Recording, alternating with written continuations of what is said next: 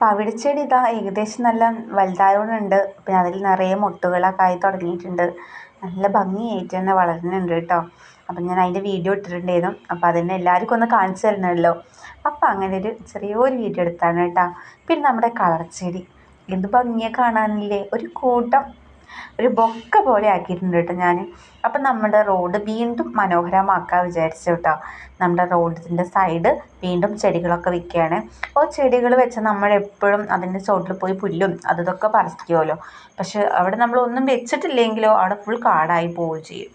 അപ്പോൾ അത് കരുതി കുറച്ച് മണ്ണുണ്ടല്ലോ വേണ്ട, അങ്ങനെ ഞാൻ റോഡ് സൈഡ് മുഴുവൻ നമ്മുടെ കളർച്ചെടി വെച്ചതാണ് കേട്ടോ. കുറച്ച് നിത്യ കല്യാണിയൊക്കെ വെച്ചിട്ടുണ്ടായിരുന്നു. അതെന്താണെന്ന് അറിയില്ല, കുറച്ച് മുരടിച്ച് നിൽക്കുന്നുണ്ട്.